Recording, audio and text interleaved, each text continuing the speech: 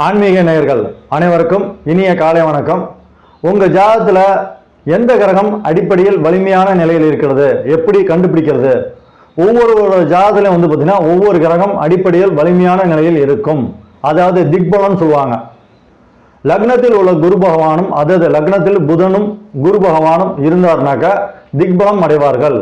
உதாரணத்துக்கு இந்த ஸ்கிரீன்ல நீங்க பார்த்துட்டீங்க, இந்த ஜாதகர் பிறந்தது பார்த்தீங்கன்னாக்கா கும்ப லக்னம். கும்ப லக்னத்திலே பார்த்தீங்கன்னா குரு பகவானும் புதன் பகவானும் இருந்தானாக்கா திக்பலம் அடைவார்கள்.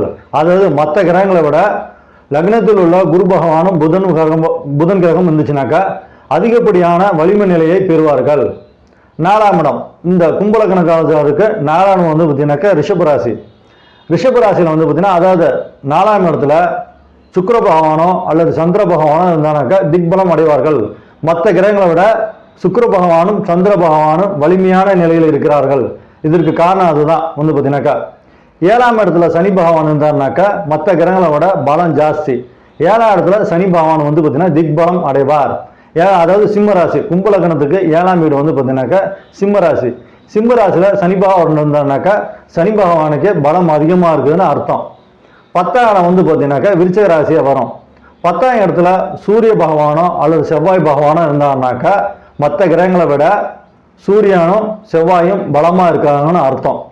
ஒவ்வொரு கிரகமும் திக்பலம் அடையும் போது உங்களுக்கு எந்த கிரகம், ஏதாச்சும் ஒரு கிரகம் கண்டிப்பாக திக்பலம் இருக்கும். அந்த கிரகத்தோட தசாபுத்தி அந்தரகம் நடைபெறும் பொழுது அந்த கிரகம் உங்களுக்கு அதிகப்படியான மற்ற கிரகங்களை விட அதிகப்படியான நன்மைகளை வாரி உங்களுக்கு வழங்கும். திக்பலம் பெற்ற கிரகங்கள்.